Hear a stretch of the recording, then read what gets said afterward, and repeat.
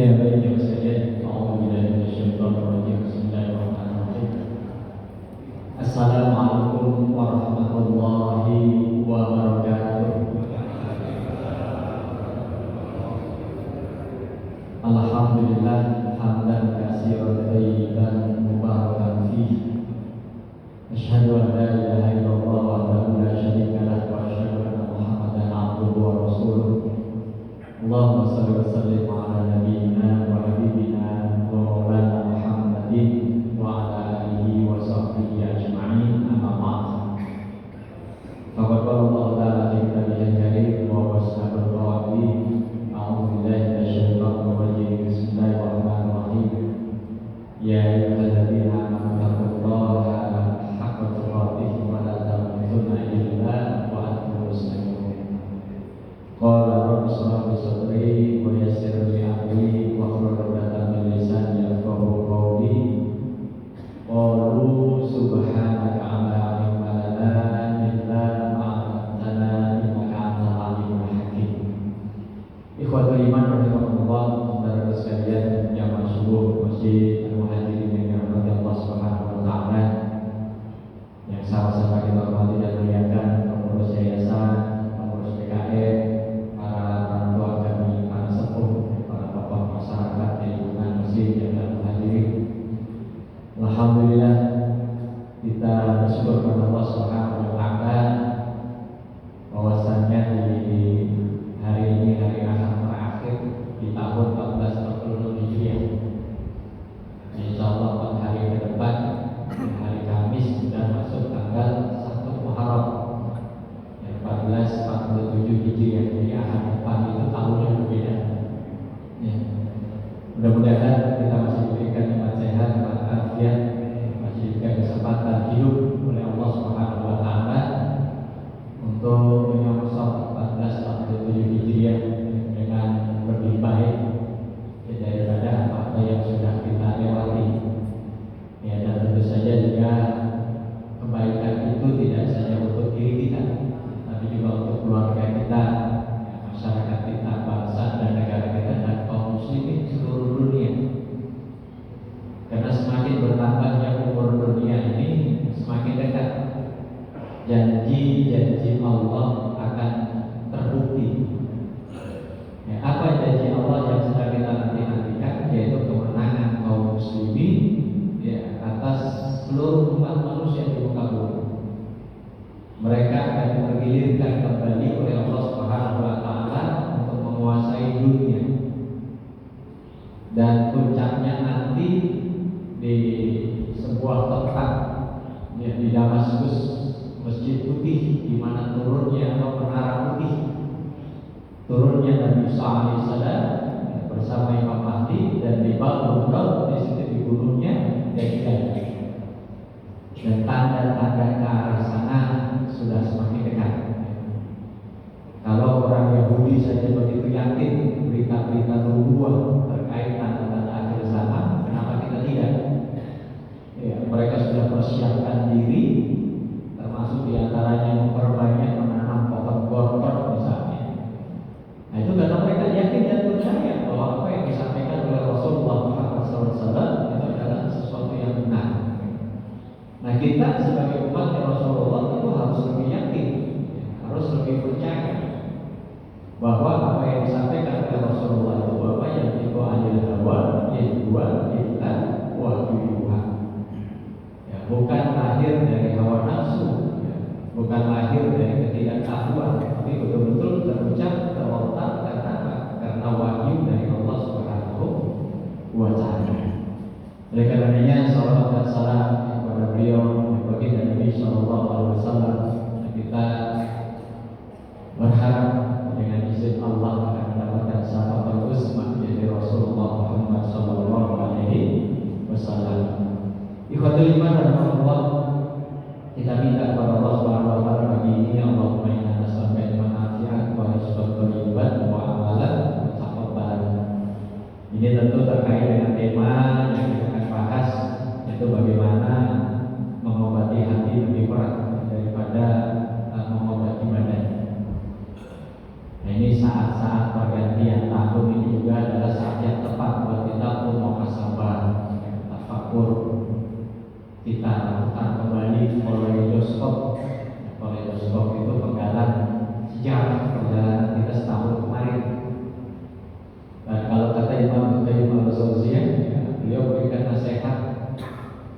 kita tafakur, kita introspeksi, kita muhasabah terkait dengan perkara-perkara yang wajib. Bagaimana dengan perkara-perkara wajibnya? Ya, terutama sholat, zakat, puasa, haji. Ya, bahkan sekarang sudah keluar fatwa dari seorang ulama, ya, Muhammad Tarmizi yang berkatakan, dari bahwa bagi bangsa Indonesia haji tidak lagi wajib. Mungkin dari jamaah sudah ada yang dapat informasinya, mungkin juga ada yang belum. Kenapa? Nah, disinilah yang menjadi beberapa alasan, beberapa sebab yang sehingga fatwa itu keluar. Di samping karena faktor istiqomah, masa tunggu yang sangat panjang. Ya, kalau kita masa tunggunya bisa 20 tahun, ya belum bisa dikatakan istiqomah. Belum lagi terkait dengan biaya yang tinggi, ya, tahun ke tahun selalu naik. Terus tata kelola dana haji yang dikelola oleh orang yang tidak paham agama, sehingga banyak bercampur dengan minimal dengan subhan, ya, kalau tidak terjebak pada perkara-perkara riba. Ya, apapun bentuk dana talangan haji menurut beliau haram. Ya, terus apa lagi? Ya, haji furoda itu haji kucing-kucingan. Ya, banyak haji yang manipulasi dokumen. Ya, pada prakteknya begitu Bapak. Ya, jujur saja para pengelola KBH itu ya kecenderungannya begitu. Ya, kecenderungannya. Ya, jadi banyak manipulasi dokumen. Nah, ini kalau begitu prakteknya, ya ngeri kita. Udah keluarin duit mahal, ternyata hajinya nggak diterima. Ya, alhamdulillah. Nah, sehingga beliau sarankan apa udah umroh aja di bulan Ramadan. Karena umroh di bulan Ramadan sama dengan berhaji bersama dengan Rasulullah. Jadi kalau punya duit, nggak usah furoda juga kayak jaminan. Ya, ada orang sudah bayar 1 miliar, ternyata bisanya nggak keluar kan gitu. Nah, ini perkara wajib. Perkara wajib kalau kita lihat situasi dan kondisi kita, gimana? Nah, sehingga apalagi tidak menjadi wajib, ya, tidak menjadi wajib itu salah satu diantara.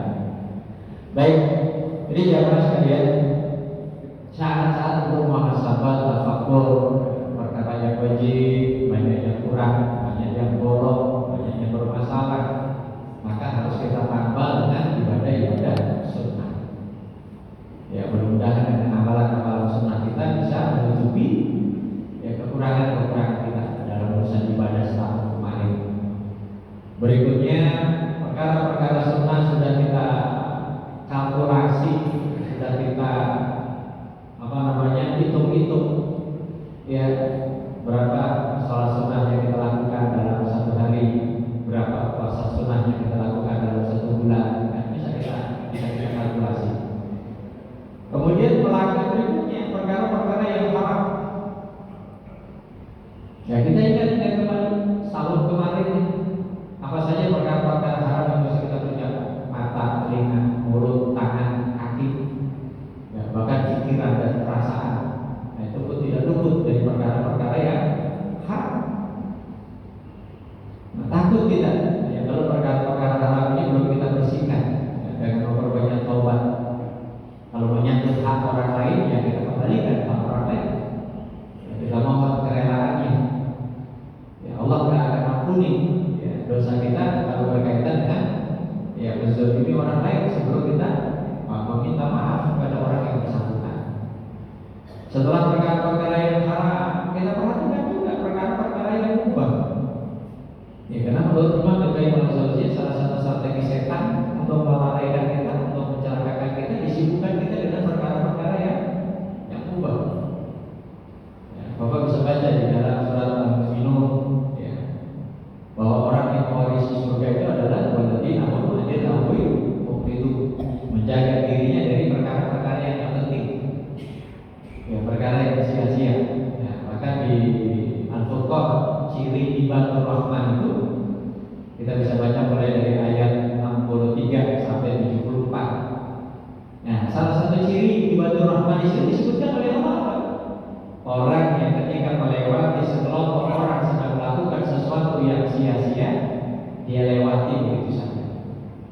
Dia nggak ikut nimbrung, dia nggak ikut ambil bagian di situ. Dia abaikan. Kalau perlu dia doakan orang-orang yang sedang melakukan perbuatan sia-sia. Jadi begitu pentingnya. Ya. Sehingga perkara mubah pun ini harus jadi perhatian kita. Ya, jadi jangan sampai kita terpesona, terpedaya oleh setan sehingga kita sibuk dengan perkara-perkara yang mubah. Ya, padahal perkara-perkara yang mubah itu bisa saja tidak ada faedahnya. Baik, masyarakat Rasulullah, ada 3 ulama besar yang bersepakat bahwa mengobati hati ini lebih berat daripada mengobati badan. Ya, siapa beliau ini? 3 ulama besar ini. Ya, beliau adalah mulai dari yang pertama adalah Imam Al-Qayyim Al-Jauziyah. Imam Al-Qayyim Al-Jauziyah. Jadi beliau mengatakan bahwa penyakit hati ini lebih berat daripada penyakit badan. Kenapa? Ya, karena penyakit badan ujung-ujungnya adalah matian. Jadi kalau kita udah mati, kalau penyakit badan, Pak, udah selesai urusannya. Kita nggak merasakan lagi sakitnya. Yang kusta, yang lepra, yang kanker, yang jantung, yang hepatitis, yang ginjal, yang harus hemodialisis 2 minggu sekali, 2 kali seminggu. Ya, rata-rata orang sekarang hemodialisis atau cuci darah itu sepekan 2 kali. Ya, Masya Allah, berat. Ya, tapi kalau udah mati selesai. Yang tumor, yang kanker, ya. Jadi penyakit yang menyangkut badan, menyangkut tubuh, kalau kita udah mati, rasanya yang kita rasakan sesakit apapun selesai kalau kita udah mati. Tapi kalau penyakit hati kita udah mati, urusan belum selesai. Nah, ini masalahnya. Ya, efeknya belum selesai. Kenapa? Ya, karena orang yang menyakit hati ini menyebabkan apa? Dia terjangkit dengan penyakit yang apa? Kesengsaraan bisa abadi dunia akhirat. Ya, kalau dia tidak mampu memanage, dia tidak mampu mengobati ya penyakit hatinya, maka kata Imam Al-Qayyim Al-Jauziyah, penyakit hati ini obatnya yang paling utama adalah ilmu. Tafaqquh fi din. Ini Imam Al-Qayyim Al-Jauziyah. Berikutnya Ibnu Sina. Ini bapaknya dokter seluruh dunia, ya, dokter seluruh dunia, Ibnu Sina. Ada yang mengatakan beliau orang Syiah, ada yang mengatakan beliau orang Mu'tazilah, yang macam-macam pandangan orang, ya, dalam menilai beliau. Ya, tapi terlepas dari itu, ilmunya beliau ini bermanfaat untuk seluruh umat manusia di muka bumi ini. Ya, apakah ilmu itu yang berkaitan dengan fisik, ya, maupun yang berkaitan dengan psikis, aspek-aspek kejiwaan. Ya. Jadi dia katakan juga bahwa penyakit hati ini lebih sulit disembuhkan daripada penyakit badan. Ya, kenapa? Hati ini adalah raja. Nah, ini sesuai dengan hadis Rasulullah. Ya, jika hati sehat, maka tubuh akan sehat. Tapi jika hati sakit, ya, maka tubuh akan sakit. Nah, terkait dengan penyakit badan pun, ya, banyak pendapat beliau, bahkan temuan beliau, ya, diapresiasi secara positif oleh dunia barat. Ya, kesehatan adalah harta yang paling mahal, harta yang paling berharga. Ya, tapi Rasulullah ingatkan juga, nikmat sehat ini nikmat yang paling banyak orang lain. Sehat dan sempat. Oh, ingat, Rasulullah ingatkan juga, sehat dan sempat itu nikmat, 2 nikmat yang paling banyak manusia lalai. Nah, kemudian berkaitan dengan pengobatan, beliau ini lebih menggunakan pendekatan secara holistik integral, bahasa keren dulu. Jadi memadukan ya aspek-aspek fisik dan aspek-aspek psikis. Makanya para psikolog ya Ini banyak juga menggali buku-buku yang ditulis oleh Tusina. Nah, kemudian yang ketiga, ya, Imam Ghazali. Ya, beliau juga menegaskan bahwa penyakit hati ini ya lebih berat, lebih berbahaya ya daripada penyakit badan. Ya, karena penyakit hati ini bisa menggerogoti semuanya. Ya, sifat, sikap, ya bahkan bisa berefek kepada tubuh, kepada badan. Ya, berangkat dari penyakit hati itu bisa menggerus badan kita. Ya, orang kalau stres, depresi, Pak, orang yang gemuk itu bisa terus. Ya, entah kemana rumahnya. Ya, tapi bisa begitu. Jadi orang yang gulanya tinggi, kolesterolnya tinggi, kena mah akut, ya, tensinya naik, itu bukan semata-mata karena faktor makanan, ya, tapi bisa saja muncul karena faktor pikiran, ya, sehingga tanpa sadar, oh, badan kita yang awalnya 80, kok sekarang tinggal 60, kok kemana ya 20, oh, faktor stres. Ya, bisa begitu kan? Ya, jadi lemak itu nggak melulu. Ya, tapi entah bagaimana cara Allah ya menghilangkan bobot daripada berat badan kita. Ya, karena faktor pikiran.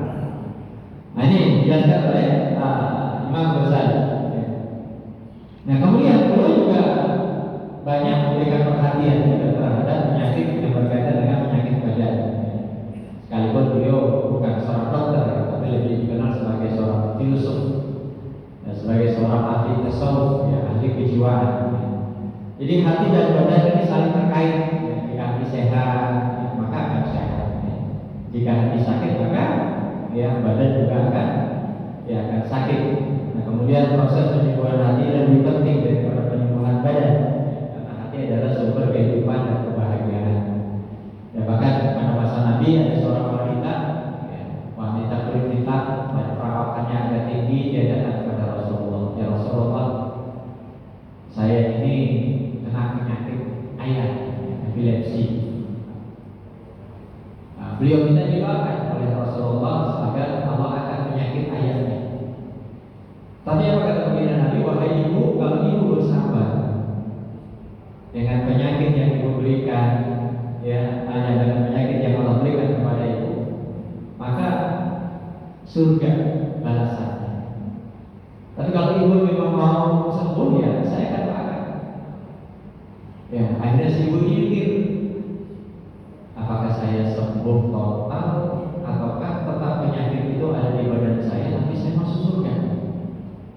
Akhirnya sang ibu berpikir, kalau begitu ya Rasulullah, tidak apa, saya tetap penyakit ayan, saya tetap sakit ayan. Tapi saya minta tolong ya Rasulullah, doakan saya kalau sakit ayan saya kambuh, aurat saya nggak terbuka. Karena saya khawatir ketika sakit ayan saya auratnya terbuka. Datang kepada Rasulullah yang awalnya minta sembuh total, ditawarin surga kalau dia mampu bersabar, akhirnya dia minta lebih agar bisa bersabar, ya, penyakit tetap ada pada dirinya. Jadi cuma minta agar ketika sakit itu datang, auratnya tidak terbuka. Nah, kita bisa belajar dari situ.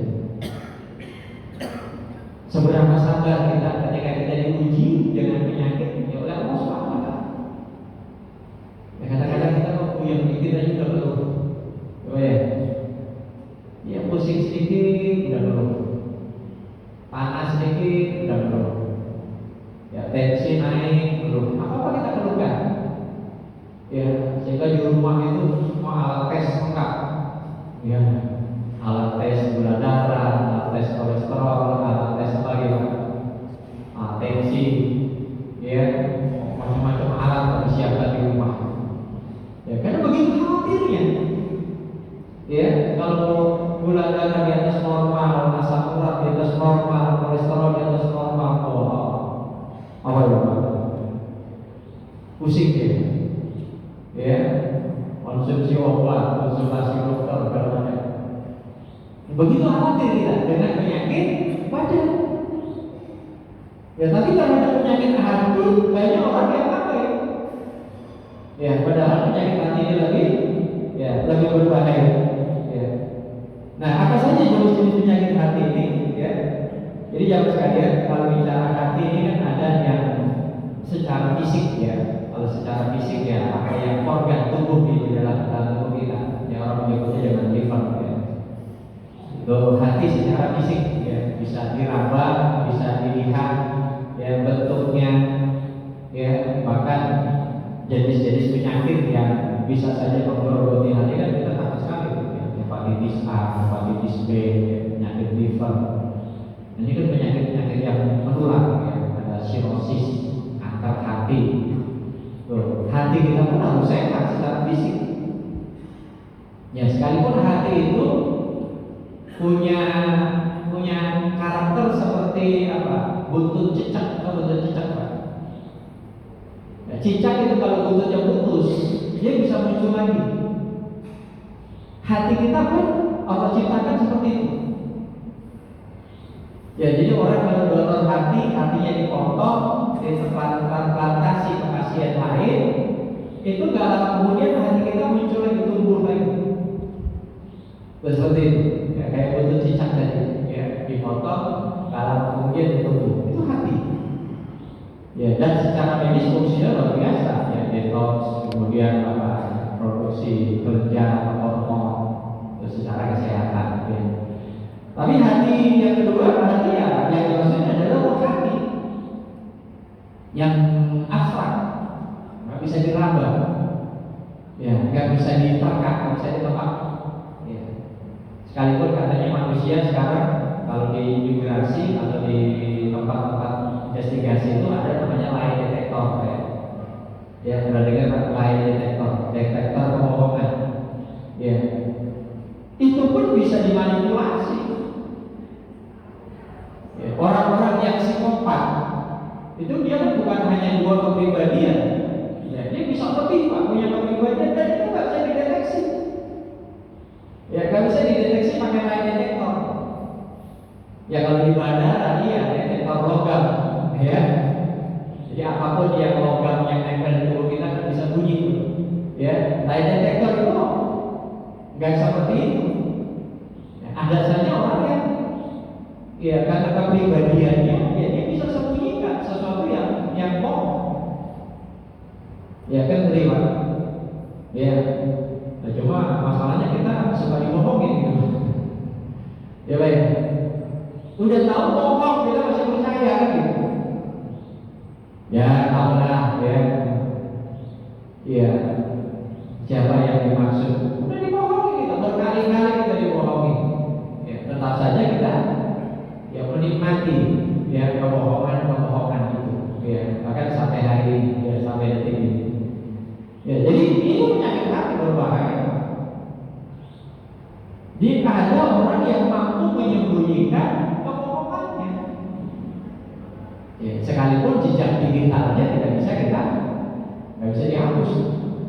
Ya, jejak digital itu akan selalu ada. Ya. Baik.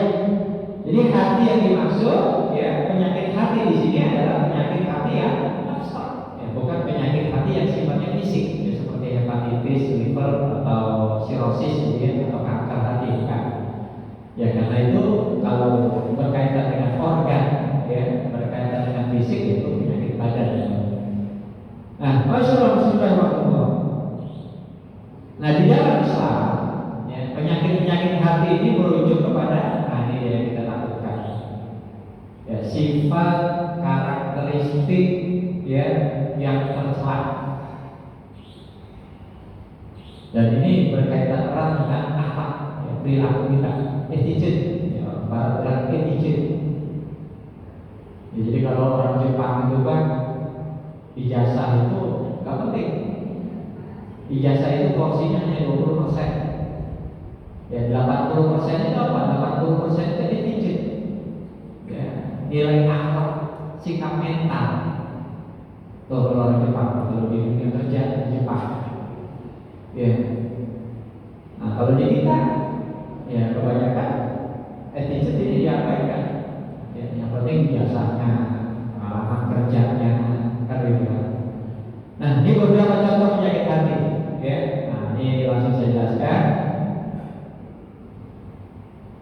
jenisnya. Ya, yang pertama ini riya. Nah, riya ini susah dideteksi. Orang yang suka selfie, ya, orang yang suka pamer, ya apakah lewat medsos atau dalam interaksi nyata dalam kehidupan sosial, ya kan nggak semuanya kita katakan bahwa orang ini ketika dia melakukan itu dia. Sama ketika Abu Bakar, ya ketika kumpul dengan para sahabat, ya bersama Rasulullah, siapa yang pagi ini sudah jenguk orang sakit? Saya, ya Rasulullah. Siapa yang pagi ini sudah bertaziah menjadi saudara yang meninggal? Saya, ya Rasulullah. Ya, apakah kemudian para sahabat mengatakan, Abu Bakar ini yang kita? Ternyata tidak. Dalam penilaian Rasulullah, Abu Bakar tidak riya. Jadi ada kalanya memang kita dibolehkan. Ya, makanya di Al-Baqarah itu kan boleh kita mengumumkan. Ya, ketika kita melakukan satu kebaikan, misalnya sedekah, boleh disebut, tapi juga lebih baik kalau tidak disebut. Artinya apa, Pak? Yang nampak belum tentu yang kita nilai. Ya, kalau dalam bahasa program itu what you see, what you get, nggak bisa. Apa yang Anda lihat, ada yang Anda dapat, tidak bisa kita menilai seperti itu. Ya, karena itu tadi perkataan. Jadi masalah riya ini, ya sudah urusan dia sama Allah. Ya, kita tidak bisa mengatakan riya itu bisa. Ya kecuali orang yang memang nih, nampak jelas. Ya kalau kita istilah flexing gitu ya, flexing ya. Jadi apa dia pamer, dia makan di resto ini dia pamer, isi kamarnya dia pamer, koleksi buku, tas, sepatunya dia pamer, karena itu memang udah tabiatnya. Ya, dia nyari duitnya begitu, ya kan? Public figure gitu, YouTuber, Instagramer, ya, TikToker, ya kecenderungannya begitu. Ya, dia pamerkan apa yang dia lakukan. Nah itu susah kita menghindarinya kalau itu bukan riya. Kenapa? Ya dia tujuannya apa? Nyari duit supaya banyak apa? Penontonnya, banyak like, subscribe-nya, kan begitu. Ya riya. Intinya riya itu ya syiriknya syirik kecil, tapi dosanya dosa besar. Ini kita tahu. Ini khusus riya. Ya, karena dia halus. Bahkan Syekh Abdul Halim Mahmud bilang antara riya dengan ikhlas itu dipisahkan oleh jarak setipis kulit bawang. Ya, kulit bawang kan tipis banget, nggak sampai 1 cm. Ya 0,00 sekian mili. Jadi antara ikhlas dengan riya, kata Syekh Dr. Abdul Halim Mahmud, lebih tipis daripada kulit bawang, lebih tipis, halus. Makanya kalau kita hati-hati rusak Pak amal kita. Kita nggak share di medsos kan? Ya, kita nggak minta di foto, kita nggak minta di videokan, ya tapi muncul dalam diri kita. Oh, sebenarnya sholat saya. Ya, ada perasaan seperti itu, muncul. Ya, merasa sholatnya lebih baik, merasa ibadahnya lebih baik, merasa amalnya lebih baik. Wah, penyakit Pak. Hati-hati. Itu dia. Yang kedua apa? Hasad. Hasad ini kata Nabi, orang beriman pun bisa punya penyakit hasad. Orang beriman tapi punya penyakit hasad. Artinya memang ya hatinya itu ada sakit penyakitnya. Kalau Imam Nawawi bilang apa itu hasad, ya kita nggak suka kalau orang lain mendapat nikmat, mendapat anugerah. Ya bahkan orang hasad yang hasad, ya surat Al-Falaq, hasidin idza hasad. Siapa mereka? Hasidin idza hasad, orang yang hasad dan dia berniat jahat kepada kita. Itu hasidin idza hasad. Hasadnya saja udah bahaya, apalagi hasidin idza hasad. Dia berharap nikmat yang diberikan oleh Allah kepada orang lain, tetangga kita, kerabat kita, itu supaya hancur, supaya hilang, supaya lenyap. Itulah hasidin tidak sah. Ya, kalau perlu dia lakukan apa upaya untuk mengambilnya, merampasnya. Tuh, hasidin tidak sah. Oh, hati-hati di bahaya. Karena orang yang hasidin tidak sah tak peduli saudara kandung kan, kerabatnya kan, sahabatnya kan, dia tak peduli kalau orang sudah punya penyakit hasad. Dia akan melakukan berbagai macam cara, berbagai upaya agar nikmat itu hilang atau diambil. Tuh, makanya Allah ajarkan mohon perlindungan ya, dengan al-mu'awwidzatain ya, An-Nas, Al-Falaq ya. Jangan lupa ya, pagi petang menjelang tidur ya, baca ya. Kemudian takabur, sombong. Apalagi orang miskin yang sombong, Pak. Ini paling dibenci. Ya, udah miskin, sombong. Nah, kalau sekarang kan orang yang disombongkan macam-macam, bukan hanya soal harta. Ya, orang bisa menyombongkan nasabnya, menyombongkan status sosial, ya, menyombongkan jabatannya, pangkatnya, kedudukannya. Apa aja bisa bikin orang sombong. Pakaian yang kita pakai, ya, pakaian baru ingin dipuji, ya, merasa bahwa pakaiannya lebih bagus, paling mahal, parfum. Itu kan syaitan itu begitu pandai menimbulkan rasa sombong dalam diri kita. Ya, padahal apa yang kita miliki tidak ada apa. Ya, orang lain mungkin punya lebih mahal dari apa yang kita punya. Ya, tapi memang dasar setan. Ya, dia akan terus melakukan upaya ya, agar orang-orang ya nggak peduli sama dia. Ya, bisa terjangkiti yang namanya penyakit sombong. Nah, ujub, sombong dengan ujub ini dekat. Ya, jadi sifat sombong itu berangkat dari ujub, takabur. Ya, merasa berjasa, merasa lebih baik. Ya, tinggi hati. Ya, bukan rendah hati, tapi tinggi hati, ujub. Dihaluskan. Orang lain yang tahu. Kita pun kadang-kadang tanpa sadar bahwa kita punya sifat ujub. Kita udah bantu tetangga, itu kalau mau bantu itu, nah, mati lo. Ya, lo kalau modalin lo, nah, masa kita begitu. Ya, jadi kita sering sebut-sebut kebaikan kita kepada orang lain. Nah, nanti bisa menghapus pintu surga udah kita buka, kita tutup lagi.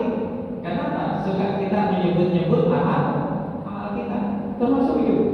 Ya. Kemudian apa? Kotor, pemarah.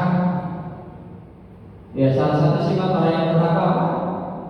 Ya, di dalam surat Al-Imran ayat 134, alladzina yunfiquna bis-sarra'i wad-dharra'i wal kazimina al-ghaidha. Ya, wal kazimina al-ghaidha. Diikuti dengan wal 'afina 'anil nas. Dia menahan amarahnya dan dia mudah memaafkan orang lain. Wah, berat lah. Ya, ada orang udah 3 kali lebaran kadang mau maaf-maafan. Susah tuh. Ada diterima amal-amalnya selama Ramadan kalau masih ada kebencian dia dengan saudaranya. Ya, apalagi kalau kerabat dekatnya. Kenapa? Karena masih ada dendam, masih ada amarah dalam dirinya. Ya, banyak pertumpahan darah yang terus berkelanjutan. Kenapa? Karena amarah. Ya. Jika dari kakek ke bapak, bapak ke anak, anak ke cucu, itu bisa turun-turun yang namanya sifat dendam itu. Ya, bisa turun-turun. Dan itu berbahaya. Ya, itu sangat berbahaya. Ya, ghadab, pemarah. Ya, makanya Rasulullah sampai memberikan perhatian khusus.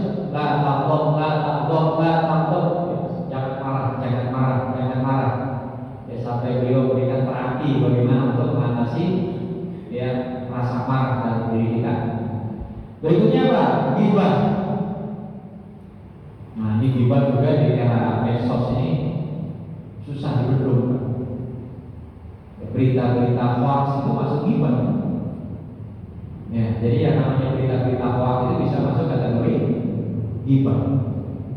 Jatuhnya nanti bisa fitnah, ya, atau ghibah. Ghibah itu benar. Yang kita omong itu benar, bahwa simpulan begini benar, itu ghibah. Tapi kalau nggak benar, jatuhnya jadi fitnah. Sama-sama bahaya. Ya, bahkan orang yang ghibah ini kata Rasulullah orang yang muflis, orang yang bangkrut. Ya, seperti kayu makan api, makan kayu bakar. Ya, jadi amal-amal kita habis karena satu orang yang kita gibahin. Nggak berhenti kita omongin. Ya, ketemu si ini kita omongin, ngobrol di sini kita omongin, ngobrol di sana kita omongin. Sekalipun itu benar bahwa si fulan begini. Nah, itulah kita. Ya, sampai akhirnya apa? Ketika nanti jadi di hadapan Allah, ya, orang yang kita gibahin ini apa? Dosa-dosanya akan ditimpakan kepada kita, pahala kita dia bisa diambil. Tuh, maksudnya itu di situ pelaku ghibah. Ya, seperti api makan kayu bakar. Itu bahayanya, Pak. Di dunia nggak selesai itu efek dari ghibah. Ya, justru lebih berat nanti kita tanggung ketika di akhirat. Itu baru dari satu penyakit, ya, dari ghibah saja, ya, belum penyakit-penyakit yang lain. Ya, jadi bahkan ada pendapat yang lain, penyakit marahan hati ini bisa banyak, bisa lebih dari 6, ya, ada yang mengatakan 9, ya. Nah, di sini ya kalau kita, ya, termasuk orang yang lalai, itu penyakit hati, ghaflah, lalai sholat, ya, lalai menunaikan kewajiban, itu termasuk orang yang hatinya kena penyakit. Ya, setidak-tidaknya apa? Penyakit malas. Ya, makanya Rasulullah mengajarkan seorang anak muda yang setiap kali sholat 5 waktu, Rasulullah lihat dia anak muda masih ada di masjid terus. Ini nggak kerja apa ya, nak? Nah, ditanya anak muda, kamu makannya dari mana? Oh, dari kakak saya. Bajumu ya kakak saya beli. Ya, kakakmu lebih baik dari kamu. Kerja. Ya, diajarkan adalah Allahumma inni a'udzubika minal hammi wal hazan, wa a'udzubika minal azzi wal kasal, wa a'udzubika minal jubni wal bukhli, wa a'udzubika min ghalabati daini wa faqri rijal. Ini penyakit hati semua. Ya, kecuali utang, ya. Wa faqri rijal itu hubungannya dengan utang, tapi utang. Ya, tapi orang yang kalau punya utang juga bisa muncul penyakit hati, Pak. Orang yang punya utang kan tertekan. Gak mau ketemu dengan orang yang utangin, kan kecenderungan begitu. Bisa stres ya. Paling kalau dia jatuh tempo, ya kan? Bisa stres. Ya, penyakit hati juga. Orang yang utang piutang pun bisa terserang penyakit hati. Ya, pada akhirnya stres, depresi, ya, menjauh dari orang, ya, bahkan bisa cenderung apa? Ya, mengakhiri hidupnya. Dulu ada pengusaha sahabat Mario Sini pasar yang loncat dari gedung jam sosmed. Orang kaya, tapi punya utang banyak, beban utang perusahaannya banyak. Ya, akhirnya apa? Itu begitu. Bahkan kasus-kasus mahasiswa, ya, kemarin banyak kasus-kasus mahasiswa yang bunuh diri karena pinjol. Jadi pinjol utang. Jadi dari hutang, ya, stres, depresi. Akhirnya apa? Berpikirnya pendek. Ya, ada loncat dari apartemen, ada yang overdosis, ada yang minum obat serangga. Ya, alhamdulillah. Tuh, hati-hati juga kita. Ya, kemudian apa? Orang yang putus asa. Nah, itu orang yang sakit hati. Wala tayasu bil qawlillah. Jadi janganlah kamu berputus asa dari rahmat Allah. Ya, di zaman sekarang ini, ya, banyak sekali orang yang putus asa sehingga mengakhiri hidupnya. Bahkan ada keluarga yang ajak bunuh diri massal. Ya, kenapa? Karena beban atau beratnya beban beban hidup. Ya. Kemudian masyarakat semua orang yang guru. Orang yang guru itu siapa? Orang yang pikirannya ini selalu orientasinya dunia. Itu orang sakit hati. Ya, time is money, ya prinsipnya begitu. Ya, time is money, faktor dan duit. Ya sama-sama kan muncul Pak, ini ajakan-ajakan yang medsos apa? Buat apa sih sholat kan nggak produktif gitu. Itu udah banyak Pak tagar-tagar ajakan-ajakan seperti itu. Dan itu menyasar kepada kalangan milenial. Buat apa sholat cuma buang waktu saja katanya. Dan ini masih ajakan-ajakan seperti itu. Makanya kita generasi tua mungkin bisa ada filter, tapi bagaimana dengan anak-anak yang baru melek, anak-anak yang baru masa puber? Pasti akan berpikir ini juga namanya sholat nggak produktif, nggak ada sesuatu yang bisa dirasakan, nggak ada sesuatu yang bisa dilihat. Gitu. Ya, jadi ajakan-ajakan seperti itu di medsos itu luar biasa. Jangankan ajakan untuk nggak sholat, ya, ajakan untuk LGBT, ajakan untuk ateis, ajakan untuk agnostik. Agnostik itu orang yang nggak percaya agama, orang yang hidup nggak perlu agama. Di medsos itu luar biasa mereka kampanyenya. Ya kita aja yang mungkin kurang informasi, ya. Kan bisa saja suatu waktu dia muncul di beranda, tanpa sengaja kita buka, ya, atau anak-anak kita lewat begitu saja, akhirnya dia buka karena pengen lebih jauh, ya kan, dengan situs-situs ataupun channel-channel seperti itu. Wah, ini berbahaya, ya, terutama untuk anak-anak kita yang masa-masa puber, masa-masa akhir balik. Ya. Kenapa? Ya karena nanti yang lebih dominan itu adalah rasio, logika. Jadi mereka timbang-timbang dengan akal mereka, benar juga ya. Akhirnya apa? Tanpa disadari mereka sudah masuk neraka. Kita orang tuanya nggak tahu. Nampak di rumah Ali, di luar, wow, ya, banyak apa begitu anak-anak kita. Ini kasus-kasus anak-anak pelajar yang masuk barat militer itu kan kalau kita telusuri itu mengerikan kan. Kita telusuri satu persatu di kasus anak yang kan bahwa 270 orang yang sampai 3,2 miliar oleh KDN ya. Itu kalau ditelusuri person by person, satu demi satu, geleng-geleng kita kan. Kenapa geleng-geleng? Anak Alia berjilbab, ya. Ternyata apa? Pacaran, zina, mabok, rokok. Di rumah, berkayaan saya ini anak perempuan. Di luar rumah, bapaknya nggak tahu, pak rupanya ini anaknya punya perilaku itu perempuan. Itu baru satu minggu, baru satu kasus. Ya.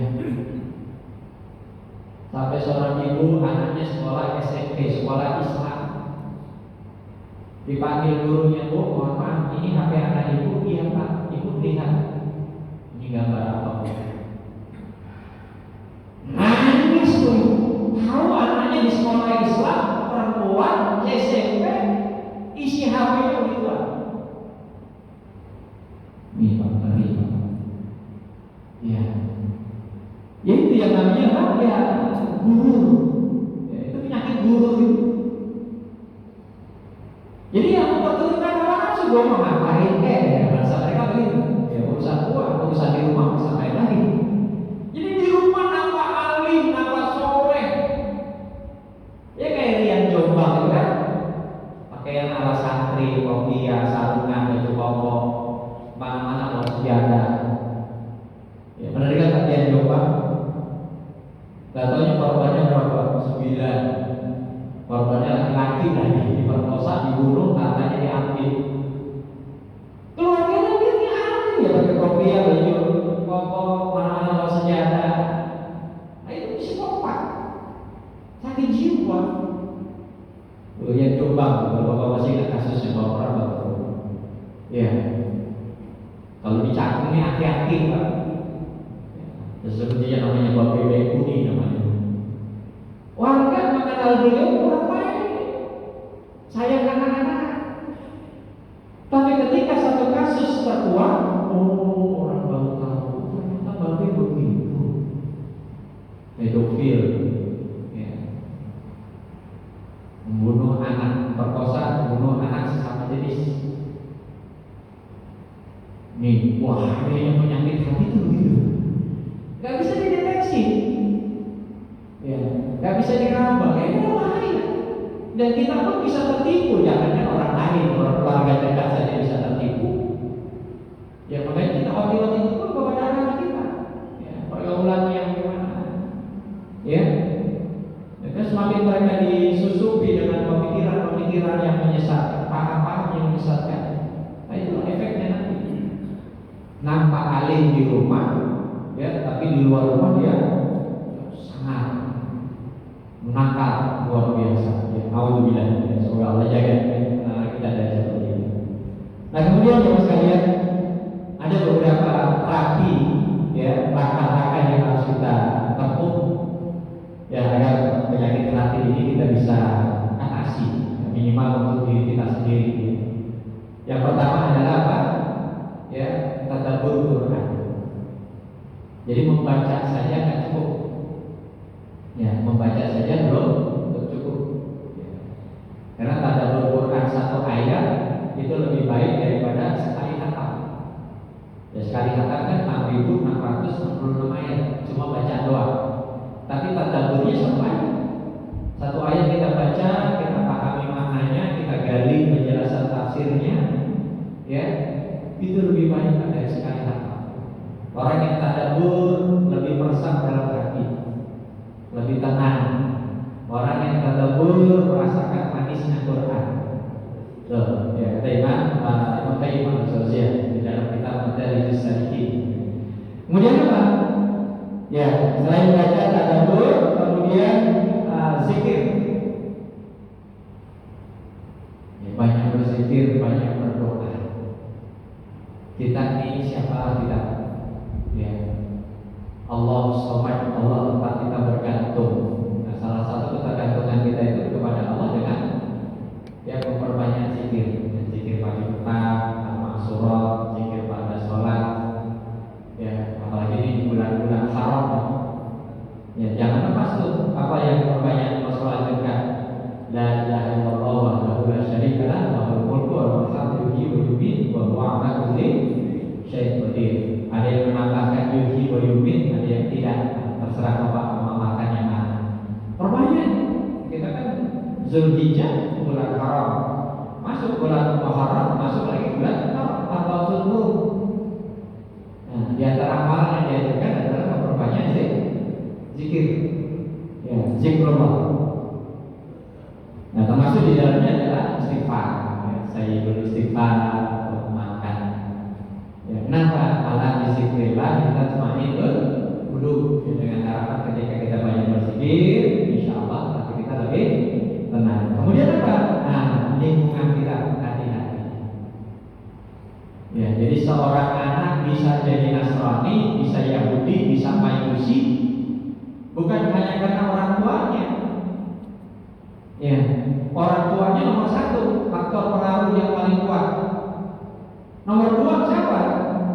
Ya, lingkungan, bi'ah. Ya, bi'ah, lingkungan. Makanya Ibnu Abbas katakan orang yang bahagia itu apabila lingkungannya baik, bi'ah sholihah. Ya, tapi kalau lingkungannya buruk, lingkungannya rusak, ya, nggak bahagia orang itu hidupnya. Ya, makanya kita bertanggung jawab bersama-sama bagaimana menjaga lingkungan kita, lingkungan yang baik, bi'ah sholihah. Kemudian melakukan amal soleh. Ya, jangan putus, jangan berhenti. Orang yang istiqomah itu adalah ketika dia selesai mengerjakan amal soleh, kemudian dimudahkan oleh Allah untuk mengerjakan amal soleh yang lain. Dan sekecil apapun, ya. Jadi sekecil apapun, walaupun cuma tersenyum, nyingkirin duri di jalan,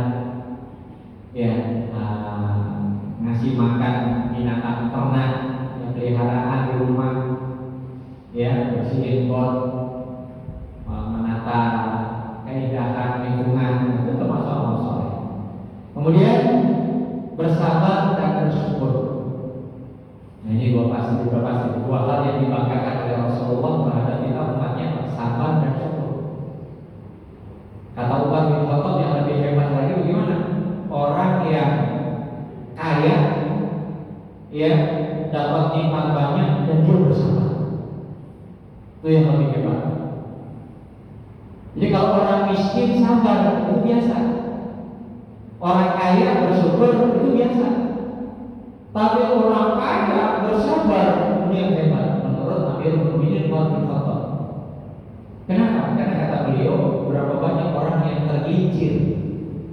Ya, dia tidak mampu bersabar ketika dia kaya, ketika dia sukses. Loh, ketika orang sudah mencapai puncak dalam hidupnya, itu bisa berbanding terbalik, karena dia tidak mampu sabar. Ya, tidak mampu bersabar. Kemudian menuntut ilmu agama, tafaqquh fiddin. Tadi sudah disinggung oleh Imam Ghazali pada sosial. Menjaga kesehatan fisik. Ya, kenapa? Karena kesehatan fisik kita berkaitan juga dengan kesehatan rohani kita. Ya. Baik, masyarakat sudah mengenal penjelasan lebih lengkapnya bisa dibaca dan nanti bisa di-share. Ya. Nah, kalau bicara hadis atau ayat yang berkaitan dengan penyakit hati, penyakit badan, nanti bisa dibaca di sini. Ya. Nah, yang masyhur itu yang ini, ya, yang Rasulullah menyebutkan bahwa di dalam tubuh kita ini ada segumpal daging. Ya, ada segumpal daging. Ada yang mengatakan hati dan jantung adalah darah yang halal. Ya. Ada hadis juga mengatakan gitu. Jadi kalau kita potong sembelihan, ya, ayam, sapi, kambing, itu kan kita boleh makan hatinya, jantungnya. Ya, ada hal itu darah yang halal. Ya, disebutkan darah yang halal. Ya. Baik. Nah, ini menjadi indikator ya sekalian. Baik itu secara fisik maupun secara non fisik. Ya, karena kalau secara fisik kan berarti, nah ini dia, hati, liver, ya, gambarnya seperti dalam tubuh kita. Ya, fungsinya apa?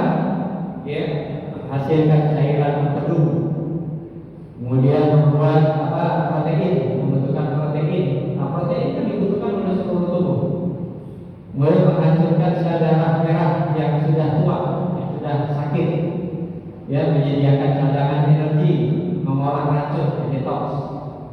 Nah, kalau hati kita sakit liver kita. Jadi makanan, minuman, radikal bebas di udara yang kita hirup itu menjadi racun. Nah, kalau tidak ada penangkalnya dalam tubuh kita, ya itu bisa mempercepat kematian. Ya, jadi asap kendaraan, asap rokok, ya racun. Ya, makanya Bapak dianjurkan di rumah itu tanam apa Pak? Tidak mertua. Tanam dong. Apalagi itu tidak mertua yang bisa menyerap, ya, zat-zat berbahaya radikal bebas. Ada 6 jenis tanaman kalau nggak salah. Ya. Jadi secara fisik pun kita harus care. Ya. Kalau kita abai, ya bahaya. Ya. Kita sendiri yang merasakan dampaknya. Ya. Baik, masyaallah, bismillahirrahmanirrahim. Inilah kiranya poin-poin penting karena kita dibatasi oleh waktu. Ya.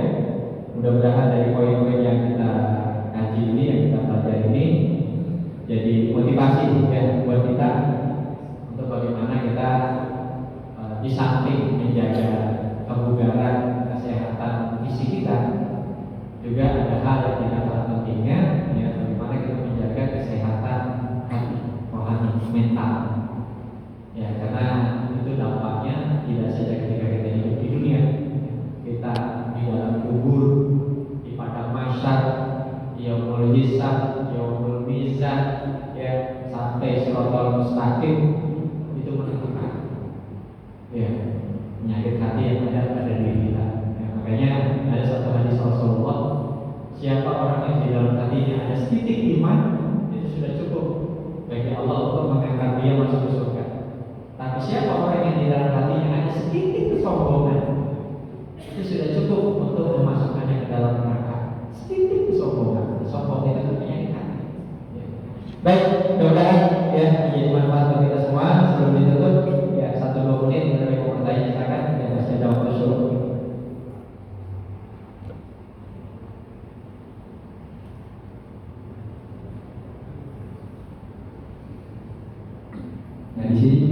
melampirkan ya contoh-contoh penyakit fisik ya.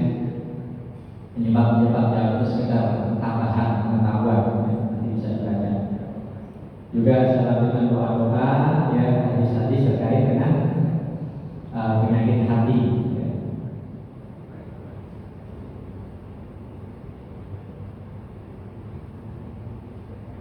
Ini yang merusak, yang dampaknya, ya semuanya ada di sini. Insyaallah nanti bisa dibaca. Silakan, kalau tidak ada kita tutup. Cukup ya. Baik, mudah-mudahan teman sekalian apa yang kita pelajari, yang kita kaji pada pagi hari ini menjadi ilmu yang manfaat bagi kita semua. Dan insyaallah kita sama-sama amalkan dan kita selalu memohon perlindungan kepada Allah Subhanahu wa taala. Baik itu penyakit badan maupun penyakit hati. Kalaupun dengan penyakit badan mengantarkan kematian, dengan syarat kita sabar, insya Allah itu jadi bersih. Ya Bapak tahu Rasulullah itu doanya kurang makbul apa? Putri beliau Sayyidatina Zainab itu wafat karena sakit.